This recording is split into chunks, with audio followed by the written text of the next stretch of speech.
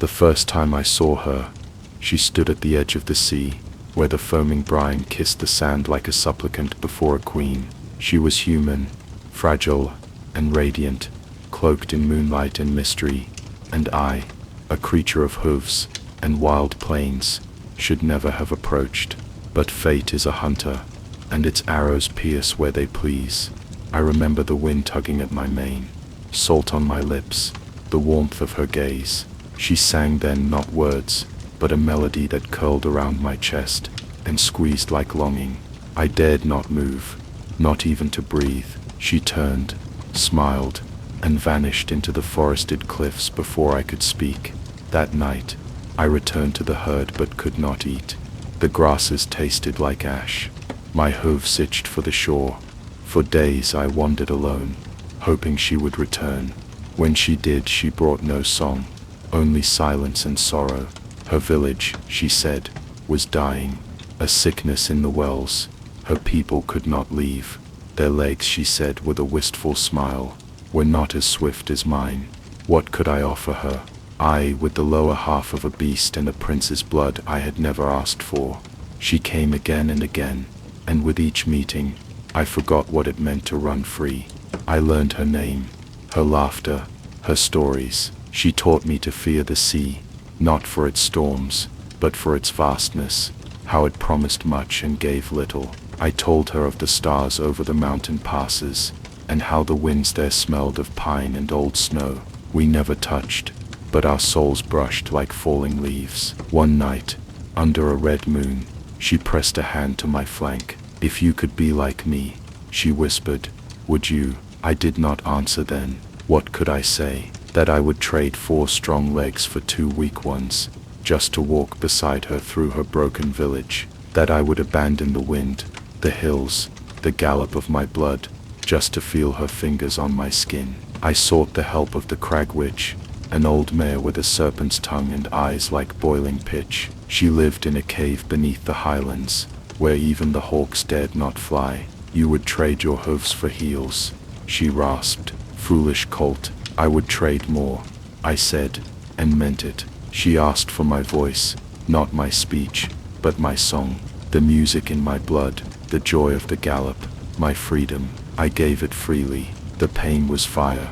My legs split, warped, twisted. My heart bucked like a panicked foal. When it was done, I stood trembling on 2 feet, human from head to toe, weak as a newborn. She found me by the sea, where I had first seen her. She wept and held me and called me beautiful, but my silence haunted us. I could no longer tell her of the stars, or how I missed the feel of earth beneath pounding hooves. I followed her to the village, and though I walked beside her, I had never felt so far away. Days turned to weeks. The villagers smiled at me, this strange mute wanderer, who had saved their daughter from loneliness. But their wells were still poisoned. Their crops still failed. I could not help them. I was no healer. I was no hero. She grew quiet. The joy drained from her eyes like light from a dying sun. One night, I woke to find her staring at the sea. I touched her shoulder, and she flinched. I asked you if you could be like me, she said, voice brittle, but I never asked if I could be like you. She ran then, into the woods, and I followed, weak, stumbling, struggling to keep up with my new legs. I caught up to her as she lay against a tree, panting loudly. I'm sorry, she said. I wanted you to be something you're not. And there it was, truth cold as rain. I had changed my body, but not my soul. I had left behind who I was for love, and lost both. At dawn, I returned to the crag witch. I could not beg. I had no voice, but she looked into my eyes, and saw all she needed. You've learned, she said. Pain teaches what pride never could. She returned to me what I had lost, though some songs I would never sing again. My body grew strong, hooved and swift once more. I did not see the girl again, but sometimes, at twilight, I gallop along the cliffs and see her silhouette on the shore. She does not wave, nor do I stop, but the wind carries her song, and I remember that once I gave everything for love, and though it broke me, I do not regret it. I was born in a city of light. The towers of Illyrin spiraled into the heavens, spun from silver and star glass. The elves who lived within them were as radiant as the dawn, tall, slender, their eyes like polished gems, their laughter like wind chimes in spring, and amid their perfection, I was a stain. I do not remember my mother. They told me she died giving birth, and no one claimed the role of father. I was left in the hall of the hearthkeepers, raised by the elder maids who swept ash from the great fires and mended the robes of the highborn. Even they looked upon me with veiled pity, for I was hunched, my back twisted like gnarled root. My skin bore the color of damp ash, and soot clung to me no matter how I scrubbed. My ears were too wide, my fingers too short, my eyes glowing faintly gold instead of the moonlit silver of the elves. They called me Smudge, Crackborn, Forge Burden, never by name. I learned early not to speak unless spoken to move quietly, to shrink when others passed. I became as much a fixture in the great city as the moss on the lower walls, noticed only when someone wanted it gone.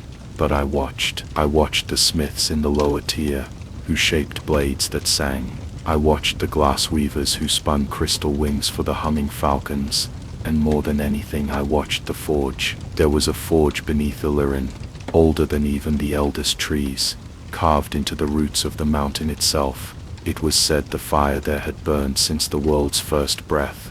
Only the master artisans were allowed within its echoing halls. I was not permitted near, but the forge called to me. I stole moments between sweeping, between hauling coal to creep to its edge. I listened to the hammer song through stone. I smelled the tang of molten metal. Then sometimes, when no one looked, I touched the cold iron scraps discarded at the edge of the smithy and whispered to them, and they answered, not in words, not as elves speak, but they warmed, shifted, shivered as if eager. The first time I shaped a thing was by accident. I had found a broken blade, its edge chipped, its hilt cracked. I held it in my small soot-streaked hands and imagined it whole. I closed my eyes and felt not just the metal but the spirit within it. I pressed my palms together, and when I opened them the blade was new, not as it had been but better. It hummed with life. I hid it, terrified. Word of the magic blade spread within days. The nobles whispered of a new artisan, perhaps a child of prophecy. The forge masters seethed, unable to claim credit. I said nothing, but I made more, quietly, in secret. A clasp that sang lullabies, a kettle that brewed perfect tea, a pendant that shimmered with memories of lost love. Still I was nothing in their eyes, until the mountain rumbled, the earth split one night, deep and low. The forge fires dimmed, a crack opened in the deepest floor of Illyrin, a black wound hissing smoke and whispers. Something ancient stirred beneath us, something the elves could not name. Fear swept the city. The queen's artificers could not seal the rift. Their runes failed, their light flickered, and in desperation they called for volunteers to descend into the fissure. No elf stepped forward, but I did. They laughed, of course, but the queen in her wisdom, or her panic, let me go. Let the sootling fall, they said. He's worth less than the coal he carries. I climbed into the earth. The dark closed around me like a fist. Deeper and deeper I went, following the warmth I had known since I first felt the forger's breath. The stone whispered, the metal sang, and when I reached the chamber at the bottom of the world I met them. They were short, their spines hunched like mine, their eyes glowed with molten gold, their scales shimmered like hammered bronze. Kobolds, my people. They did not need to ask who I was, they knew me. One stepped forward, ancient, crowned with iron filigree. You are the Emberborn, she said. They showed me the true forge, not of elven stone, but of dragon bone and living fire. They taught me the songs of shaping, the rites of awakening. I stayed for 7 days and 7 nights, and in that time, I forged my first heart steel, a living blade that pulsed like a heartbeat, that wept when I wept, that stood tall when I did not, and with it I returned. The rift had widened, the darkness was rising, shadows spilled into Illyrin like smoke with teeth. I emerged from the mountain, no longer hunched in fear, My scales shone like firelight, my hands were blackened with sacred soot, my heart steel burned with purpose. The elves stared uncomprehending, and then I drove my blade into the stone. The song of the forge rose, a note that sang into every tower, every root, every bone. The mountain answered, the rift sealed, the dark fled, silence fell. Then all, some bowed, most only stared, but I did not wait for praise. I returned to the mountain. The elves remember the Emberborn, though they know not my face. They tell stories of the soot-covered boy who saved their city, who forged miracles, who walked into shadow and returned a king. But I remember more. I remember that worth is not in beauty or birthright. It is in creation, in the spark of craft, in the shaping of the soul into something lasting. And in the mountain's heart I forge still, for in fire and stone I found my truth. I was never what they wanted, born the youngest son of a minor noble house, too soft, too plain, too quiet for court. I watched from the fringes as my elder brothers were groomed for diplomacy and war. I learned early how to smile at the right moment, how to nod and slip away, how to become small, and small I remained. When father died and my brothers marched off to seek fortune, the manor passed to me, a hollow inheritance, crumbling tapestries, empty halls. The estate was noble in name only. The tenants called me the quiet lord. The court barely remembered I lived, but I remembered them. I remembered the way they looked past me, eyes gliding like birds over water. I remembered the heat of laughter that wasn't meant for me. And most of all I remembered her, Lady Sylvine, all silver hair and cruel lips, who once said to my face that I seemed like someone drawn in faint charcoal. It stayed with me. Years passed, the quiet became unbearable. I studied alone in the manor's forgotten libraries, learning the histories no bards sang. I read of mirror glass and soul binding, of glamours that warped the eye and flesh alike. Forbidden, yes, but what good are rules when no one sees you to scold? In the cellar I found it, a shard of the old world, a sliver of shadowed silver, framed in runes that burned cold. A mirror. It did not reflect as a true mirror should. When I looked into it I did not see me. I saw a man handsome and tall, jaw sharp as a blade, eyes aglow with charm. A man who could make Sylvine's breath catch. A man the court would kneel to, and in a whisper like dry silk the mirror spoke. Wear what they long for, become what they see. I reached out, the surface rippled, and I stepped through. The next day, I went to court. Gasps followed me down the hall. They called me radiant, mesmeric. Sylvine looked twice, then a third time, and her lips parted, no longer cruel. Lord Halvan clasped my arm and spoke to me, as if I were a dear friend. Servants scrambled to please me. Even the Queen's steward blinked in wonder and bowed, but they weren't seeing me. The glamour shifted with each gaze. To Sylvine, I was a dashing libertine with stormy eyes. To Halvan, a clever tactician draped in nobility. To the steward, a pillar of poise and wisdom. I saw it in the mirror each night, a different man for every pair of eyes. I told myself it didn't matter, that what mattered was finally being seen. The days blurred, my life became a theater, each room a stage, each face a mirror shaping my own. I stopped sleeping. The mirror no longer needed rituals to change me. It pulsed in my veins, its magic a second skin. But something began to shift. One morning, I passed a polished window and saw a man I did not recognize. His smile was mine, but wrong, wide and fixed, like paint cracking on old wood. Another night Sylvine traced my face and said, dreamily, I adore how your eyes glow like a wolf's under moonlight. I'd never had glowing eyes. Soon I stopped checking mirrors altogether. They lied, or perhaps I did. I tried to find myself again, read old letters, walked the halls of my childhood, touched the familiar oak banister I'd once carved my name into. But the name was gone.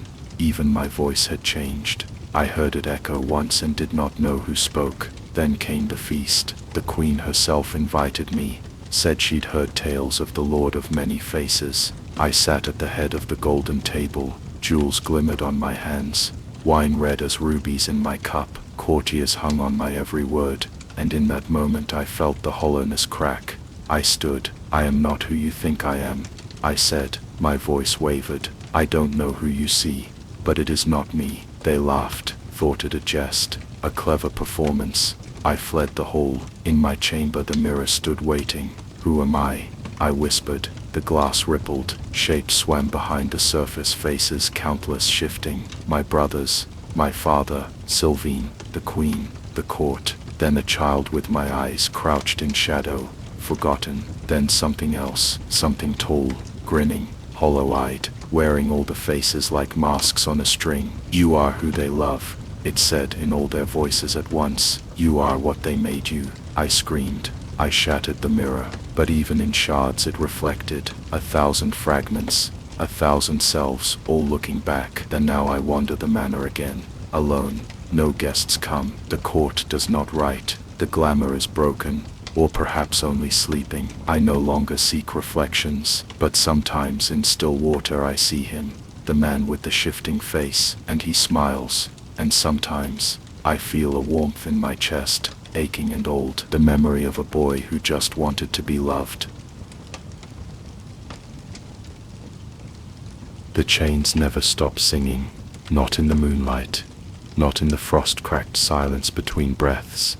Even now, in the dead hush of snow-laden trees, I could hear them, a whisper of silver against skin, each link a cold echo of what I was and what I might become. They bound my wrists, my throat, and my heart.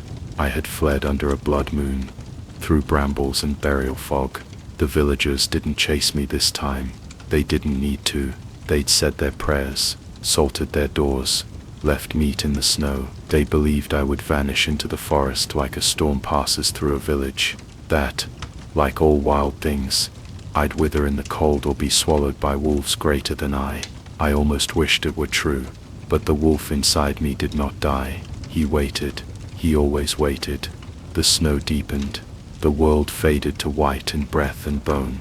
Hunger clung to me, but it was silence that gnawed deepest. Silence, and the memory of her voice. She had come first in dreams, a pale figure crowned with frost, her lips the color of twilight. She did not flinch from the beast. She did not scream, or spit, or pray. She welcomed me. There is stillness in the snow, she had whispered, and freedom in surrender. I had woken with frost on my lashes and blood beneath my nails. The next night, I walked. She found me in a glade of frozen trees, where the moonlight seemed carved of silver flame. The wind died when she appeared. Even the wolf held his breath. She wore a cloak of falling snow. Her eyes were the color of ice just before it breaks. Poor beast, she said, touching the chain at my throat. You carry your shame like a collar. I could not speak. My tongue was heavy with growls. My skin itched with fur just beneath. I know what you are, she said, and what they made you believe. She raised one hand, and the chains unraveled like mist. The silence shattered inside me. I fell to my knees. In her palace of ice, there was no pain, no hunger, no moon to call the beast. I stayed in a room where frost patterns bloomed like stories on every wall. She gave me furs and food that melted like memory. Each day she spoke to me. You are not wicked, she would say, brushing snow from my hair. Only wild, and the wild should not be leashed. Sometimes, she sang to me, strange, lilting songs of cold rivers and stars that wept light. I felt the wolf curl close inside me when she did. He liked her voice. So did I. But the cold never left. Not truly. It seeped into me like water through cracks. I did not change beneath the moon, but my breath grew fainter, my skin paler. The boy I'd once been, the one who cried when his sister left offerings outside his cell, he became a shadow. One night, she brought me to a mirror of ice, not to see me, but what I could become. In it stood a beast of snow and talon, fur like drifting ash, eyes like frozen stars. My hound, she said, my winter wolf. Her touch burned cold on my cheek. You won't have to feel anymore. No more shame. No more fear, just stillness, obedience, purpose. Part of me howled yes, the other part trembled. That night, I dreamed of my sister, her voice, her warmth, the way she'd once unwrapped a silver chain with trembling hands and whispered, "You're not just the monster they say you are." I had snarled at her, told her to run. I remember the tears that froze on her lashes.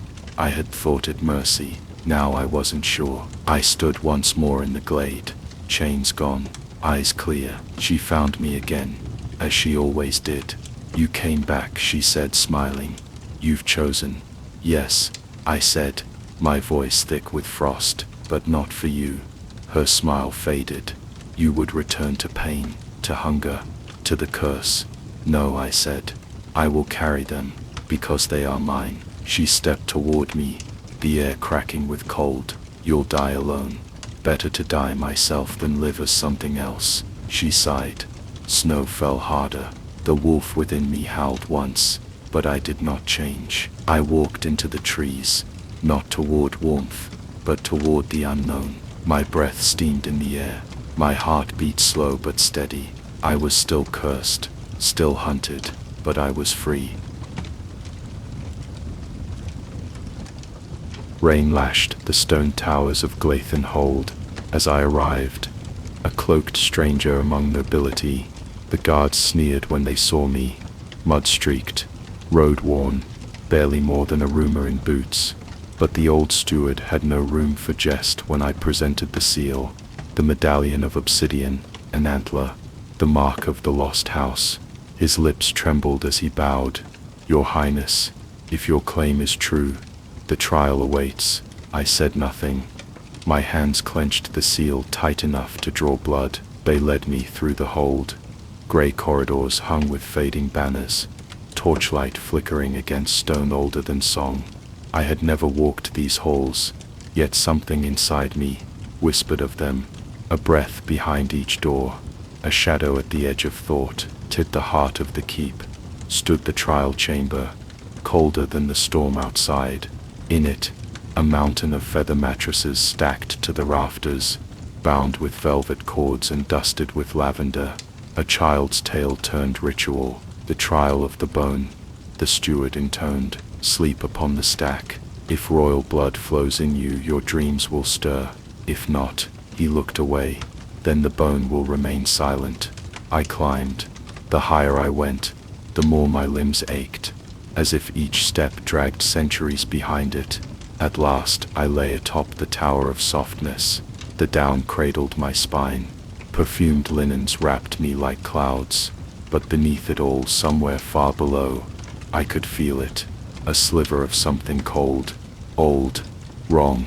They say it is a fragment of the first king's rib, carved from the body before it was ever laid in a tomb. They say it pulses with the weight of 1,000 crowns. They never say what it does. Mont, not dreamed, remembered, but the memories were not mine. I stood in sunlight, sword wet in my hand. Around me, a field of broken men. My armor gleamed like molten brass, the crown heavy on my brow. Cheers rose from the hillside, but all I heard was breath wheezing from a dying throat beneath me. "Mercy," the man croaked, "and the king." I gave none. "Mont," I woke gasping, my skin cold, despite the weight of 100 blankets. The steward stood at the foot of the stack, eyes gleaming with hope and dread. "You felt it," he said. "You dreamed." I nodded. I did not tell him what I had seen. He called for the council. 3 days followed. Feasts, questions, tests of lineage. The nobles paraded their wisdom, debating names and banners and bloodlines. I let them speak. I let them marvel at the seal, compare my features to portraits a century old. But I saw how they looked at me, when they thought I wasn't watching, not with joy, with fear. On the 4th night, I returned to the bed, not out of command, but compulsion. And again, I dreamed. On stone walls ran with blood. A woman screamed behind a closed door.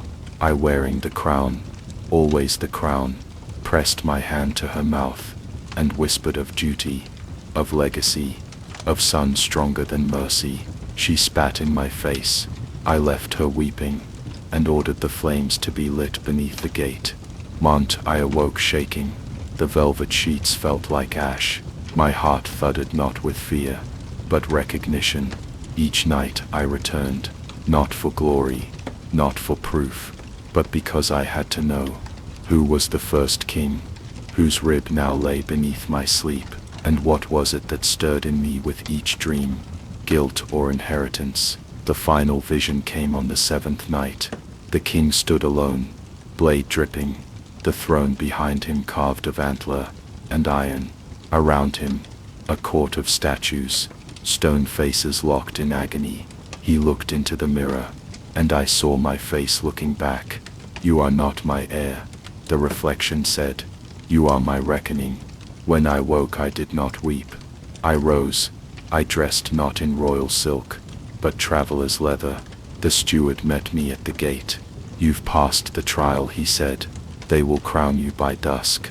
I looked to the banners fluttering on the high wall, to the people gathering in the courtyard below. So many faces lifted to me, waiting for a king reborn. "You don't want what's in me," I said. He opened his mouth, but I was already walking.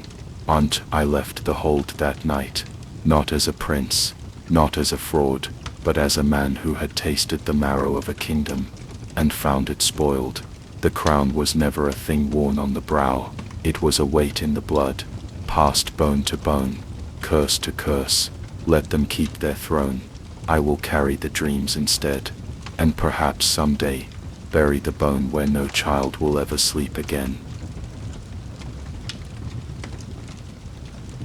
They say the king no longer weeps, not for sorrow nor beauty nor joy, not since the day the bird came to court.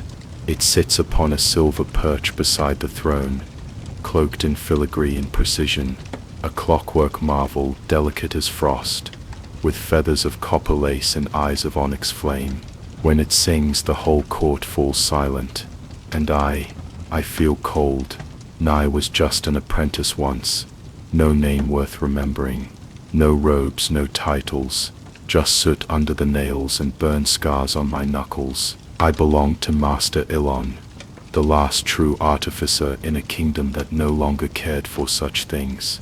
He was bent and brittle, hands twisted with age, but his mind was sharper than any blade.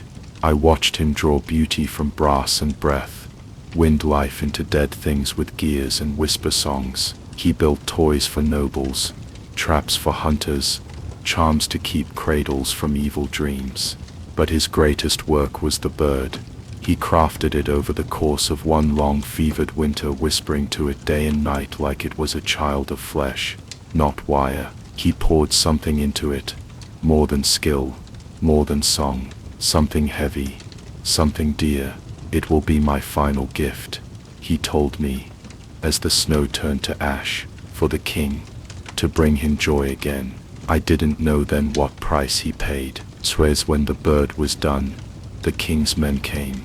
They gave me coin to keep silent, and carried Master Ilon's body away with the bird beside it, still humming soft lullabies. I never saw my master again, but I heard the bird the next morning. Even from the edge of the city, its song reached me, clearer than bells, purer than any bard's throat, each note a thread of silk drawn across the soul. People wept in the streets, even the wind stopped to listen. The king called it nearer, and nearer sang only for him. To first I marveled like the rest. I told myself this was Ilon's dream fulfilled, that his death had brought beauty eternal. But something gnawed at me. The bird did not rest. It sang from dawn to dusk, never faltering. The court bard, Master Herlin, a man with a voice like river light, was dismissed within a week. Too many flaws, the king said.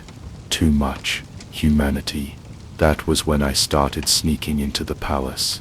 I knew the tunnels. Ilon had once helped repair the waterworks beneath the throne hall, and I'd followed him through the stone belly of the castle.